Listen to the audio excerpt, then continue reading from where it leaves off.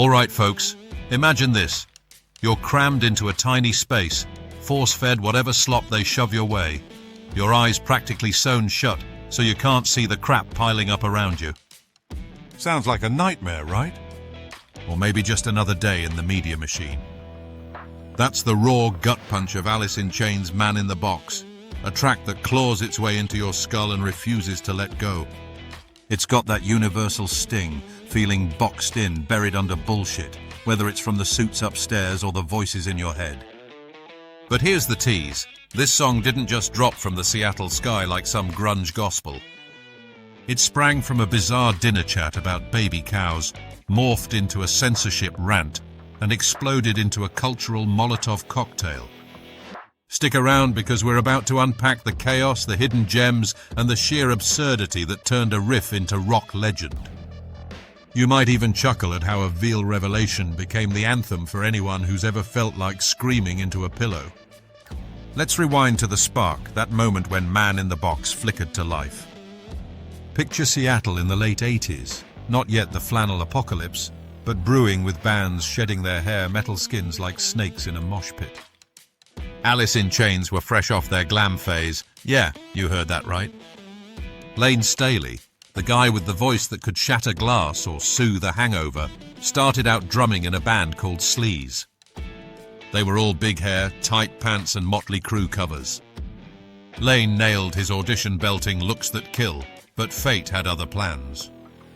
By '87, he'd linked up with Jerry Cantrell on guitar, Mike Starr on bass, and Sean Kinney behind the kit. They ditched the sparkle for something grittier, but echoes of that glam swagger lingered in their early sound.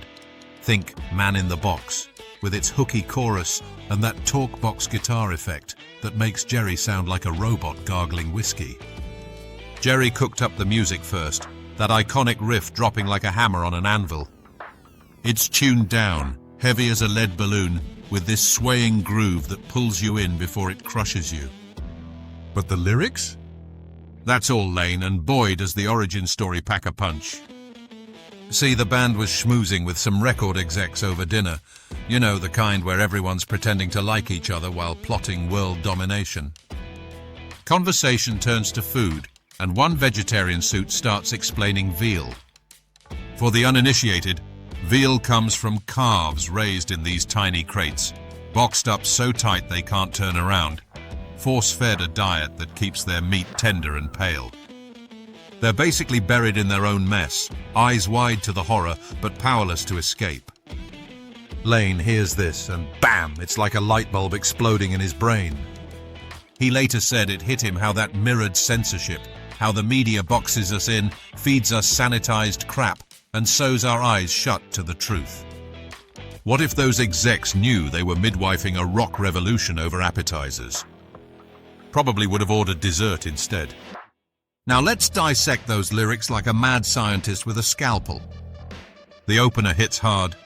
I'm the man in the box, buried in my shit. Straight up visceral. You're trapped, drowning in your own waste, just like those poor calves. It's a metaphor for anyone stuck in a rut, but Lane amps it up with that censorship angle. Won't you come and save me? A plea to break free, but laced with sarcasm, like he's daring the powers that be to try. Then comes the chorus. Feed my eyes, can you sew them shut? Jesus Christ, deny your maker. He who tries will be wasted. Feed my eyes, now you've sewn them shut. Feed my eyes is genius. It's about being bombarded with images and info, force-fed propaganda until you beg for blindness. Sewing them shut? That's the ultimate shutdown, censorship at its cruelest. The Jesus bit. Lane's nodding to religion as another box, denying your creator or facing the waste bin. He who tries to escape gets crushed. Obscure tidbit. Lane once joked in an interview that the line came from imagining a world where questioning authority got you veal-ified. And get this, his mum, Nancy, listened to an early cut of the album and pegged this as the sleeper hit. Mum knows best, even in grunge.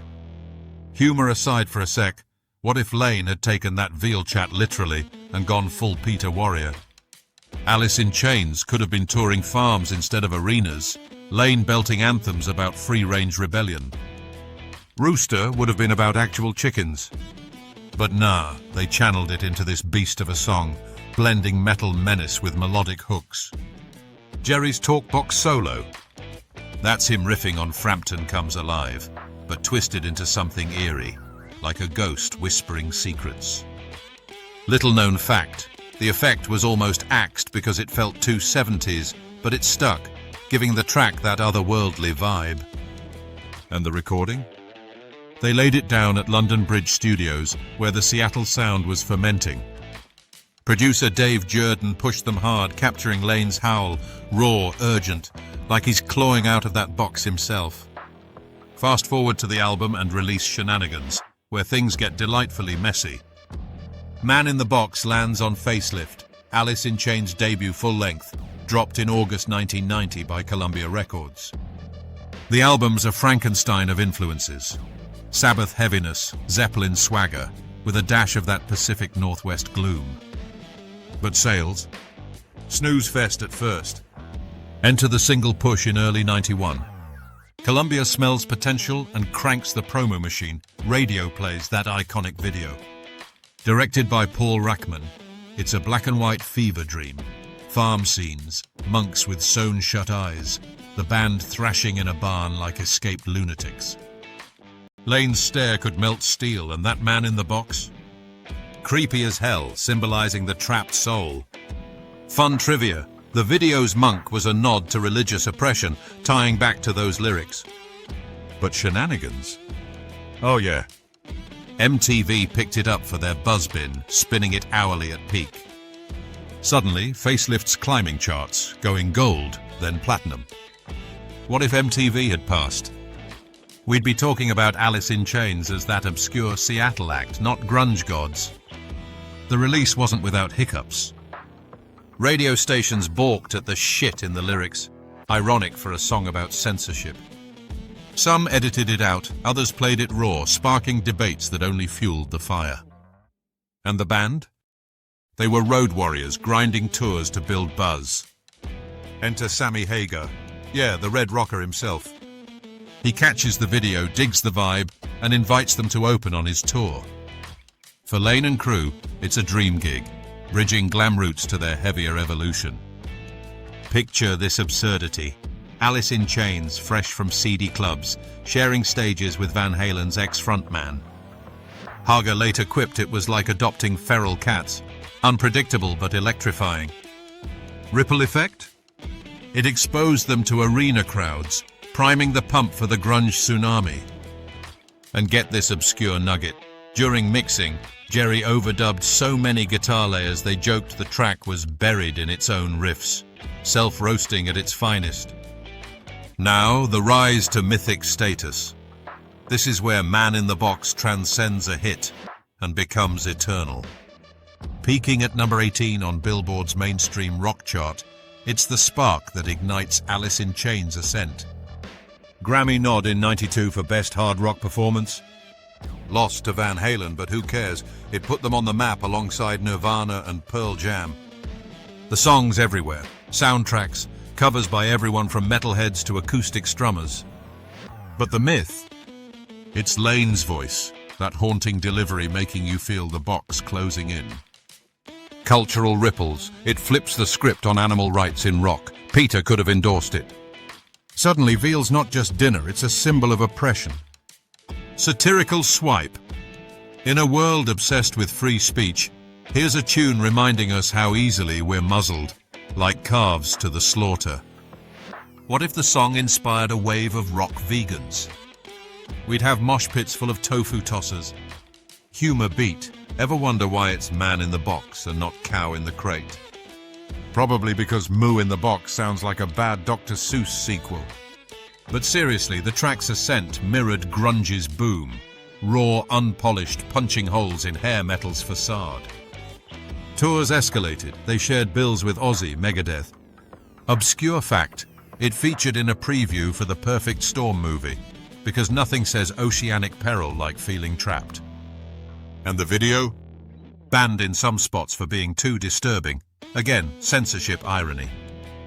By 93, Alice in Chains are headliners, but Man in the Box remains the closer, the gut-wrencher that leaves crowds howling. Diving into legacy and lasting weirdness, Man in the Box endures like a tattoo you regret but can't erase. It's Alice in Chains' signature, played over 1,000 times live, covered by bands worldwide. Tragically, it was the last tune Lane belted with the band on July 3, 1996, at Kansas City's Kemper Arena, closing a set that marked the end of an era. Lane's struggles added layers. The song's themes of entrapment echoed his battles, making it poignant as hell. But the weirdness? Lane's mum calling the hit psychic or just maternal instinct. The track's glam undertones clashing with its doom metal edge, like a wolf in sheep's clothing. Cultural splash. It influenced nu metal with bands like Godsmack nodding to its groove. Obscure trivia, used in the Cable Guy flick, where Jim Carrey karaoke's it, turning angst into comedy gold. What if Lane saw that? He'd probably laugh, then pen a sequel about being boxed in Hollywood. Ripples keep spreading. In a post-truth world, Feed My Eyes feels prophetic, slamming fake news and echo chambers. The songs sparked debates on animal ethics. Veal sales dipped in the 90s, coincidence? Satirical jab. If censorship's the box, social media's the sewing kit, stitching us shut one algorithm at a time. Legacy-wise, it's essential listening for any rockhead, blending fury with melody. Covers range from bluegrass twists to orchestral swells. Imagine a symphony sewing shut with strings. And the band's revival with William Duvall? They still slay it live, honoring the original while evolving. Weird fact, the riff's so infectious, it's been sampled in hip-hop, proving grunge's reach knows no bounds. All right, we've unpacked the box, laughed at the carves, and felt the weight. Man in the Box isn't just a song, it's a mirror to our cages, a howl against the machine. If this tale got you nodding, smirking, or rethinking your burger, smash that like button. Subscribe to the Rock Law Vault for more unearthed gems, and drop a comment. What's your boxed-in moment? Until next time, break free, or at least crack the lid. Peace.